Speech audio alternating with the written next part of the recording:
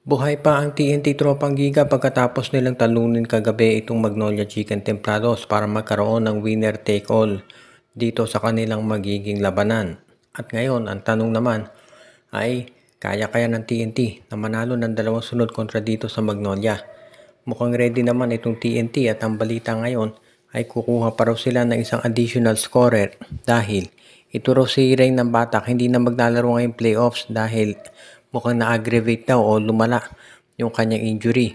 Kaya ang report ngayon mukhang ito raw si Mike Di Gregorio, isang free agent, ay kukunin ng TNT para maging additional na scorer nila. Itong si Mike Di Gregorio, para sa mga hindi na nakakaalala, ngayon ay naglalo na dito sa MPBL.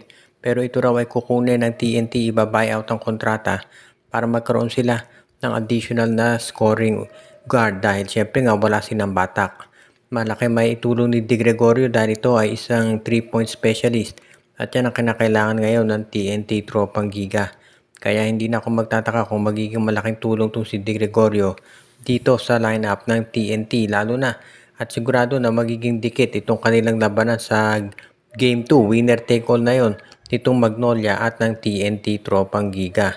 Samantala naman, asahan din natin na magiging mas malaki contribution nito si Jordan Heading dito sa lineup ng TNT sa Game 2 nung kanilang serye dahil nakita natin naka 10 points nga siya pero higit pa dyan ang siguradong magagawa nitong si Jordan Heading lalo na at nasanay na siya dito sa alam na niya yung kinakailangan niya maging role dito sa TNT Tropang Giga. Kaya magiging maganda na to para dito sa TNT. Samantala naman, asahan din natin na susubukan ngayon ni Coach Chot Reyes na gumawa pa ng ibang kombinasyon para ma-maintain yung momentum para sa Game 2. Samantala naman itong San Miguel Beer ayon sa mga reports ay kukunin ang unrestricted free agent na si David Morel para ito naman ang maging additional na power forward nila. Itong si Morel huling naglaro yan sa PBA sa Ginebra pero nirelease pagkatapos ng isang conference lamang. At ngayon ang San Miguel Beer gustong kunin ito si Morel para maging additional na rebounder at defender nila hindi lang para sa conference na to kung hindi maski na sa mga susunod na conferences. Gagamitin nila to bilang panggwardya sa mga imports ng kalaban.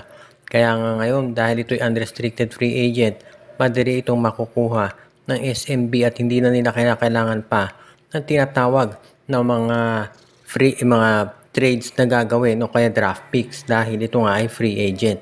Kaya sa ngayon sa San Miguel Beer, ang pwede nilang gawin ngayon ay bigyan ito ng offer para sa conference na ito o kaya para sa 2 conferences at pagkatapos niyan ay sa kanila bibigyan ng mas mahabang offer kung maganda magiging performance ni David Morel. Kaya sa ngayon masasabi natin no lose situation ito para sa SMB lalo na at alam naman natin na marami silang pwedeng makuha players dyan pero sa ngayon mukhang okay na okay makuha ng San Miguel ito si Morel lalo na at wala naman silang kailangan ibigay na kapalit para sa serbisyo nito. Samantala naman nagre-ready na rin itong San Miguel Beer para dito sa playoffs na mangyayari dahil alam naman natin na itong SMB ang makakalaban nila ang defending champion na Meralco Bolts. At sa ngayon, dito natin masasabi talaga na magiging mas maganda ang labanan ngayon dahil syempre ang SMB gusto niyang bumawi kontra dito sa Meralco na tinalo sila doon sa championship. Samantala naman itong Meralco gusto niya syempre na makabawi. Tandaan natin itong ROS at TNT naka-force ng winner take all. So ang Meralco kaya magawa naman yan kontra dito sa San Miguel Beer may pag nag-umpisa na serye nila. Samantala naman itong Barangay Ginebra ayon dito sa mga reports ngayon ay nagre-ready na gumawa ng malaking move para naman makuha nila itong si Kenneth Taffin mula dito sa Phoenix Fuel Masters. Si Kenneth Taffin alam natin na isa yan dito sa mga top players ngayon dito sa PBA. Medyo underrated siya pero sa totoo lang kayang-kaya nito na gumawa ng paraan para magbigay ng lakas dito sa iba't ibang mga teams ngayon. Alam natin na ito ay pwedeng guard, pwedeng small forward, pwede rin ito na scorer sa 3-point area at pwede rin na ito matawag natin na isa ito sa mga top players pagdating sa depensa. Kaya siya sigurado yung tipong mapapakinabangan talaga nitong si Coach Tim Cone lalo na at alam naman natin na itong si Coach Tim ang hinahanap talaga sa mga players ay yung ganyang klaseng sitwasyon. Kaya nga ngayon kung makuha ng TNT ng Barangay Ginebra itong si Kenneth Taffin ang magiging question na lang sino ipapalit nila. Sa tingin ko ang most logical dyan ito si Jeremiah Gray at sasamahan nila ng isang first round draft pick. Kapag ginawa yan ng Barangay Ginebra, sigurado na magiging mas maganda resulta nito para dito sa kanilang roster. At alam naman natin na itong Ginebra, ready ang makipag-trade kahit na sa mga independent teams basta magiging sabihin na nating patas yung resulta. Ganon din naman itong Phoenix Fuel Masters. Alam natin na ready na makipag-trade yan. So abangan na lang natin kung ano magiging sabihin na nating resulta nito kapag nakipag-trade na itong Phoenix para dito sa Ginebra.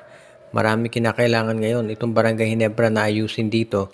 Pero mukhang magiging magandang sabihin na nating sitwasyon dito para sa Gene Kings. Ay dagdagan nila yung mga players nila na kukuha dito sa sabihin na nating mga players na kinakailangan nila. Itong si Jeremiah Gray, talagang pwede na nilang i-trade yan. At alam natin na baka si Ben Adamos ay masama rin sa usapan. At ang huli natin balita ngayon ay dito sa Magnolia Chicken Templados. At ang tanong ng karamihan, ano nga ba ang mangyayari ngayon dito sa Magnolia dahil natalo sila dito sa TNT Tropang Giga na alam naman natin ay very crucial yung game na yon.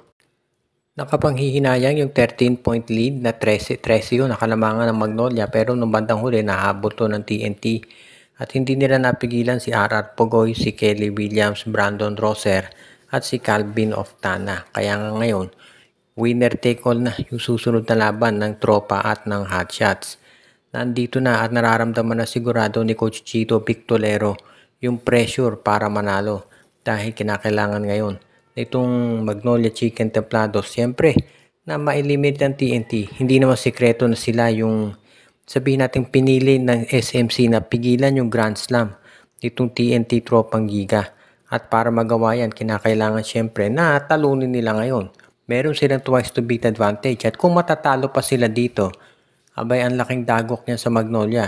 Dahil unang-una, hindi lang twice to beat advantage yan. Tandaan natin, hindi naglalaro si Jason Castro at si Rain ng Batak dito sa TNT Tropang Giga. Kaya yan ang problema nila ngayon. Kung sakaling matalo itong Magnolia dito sa TNT, ang laking issue niyan talaga para sa kanila. Kaya nga mukhang kinakailangan talagang gawin ng Magnolia ang lahat para masiguro na sila ay makakapasok na dito sa semifinals at talunin ng TNT dito sa susunod nilang game.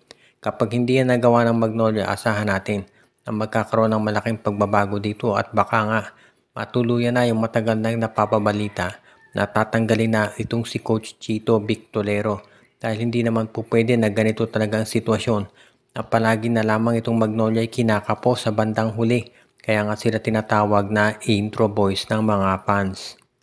Shout out kay Michael D, Anthony Alon, Malyari Mascarinas, Katsakino Dokusin, Dalmacio de Guzman, Ireneo Salangsang, Enju, Dexter Domer, Joshua Giray, Rosales at Espejo family, kay RG Bueno at Dalina family at sa iba pa nating taga-subaybay.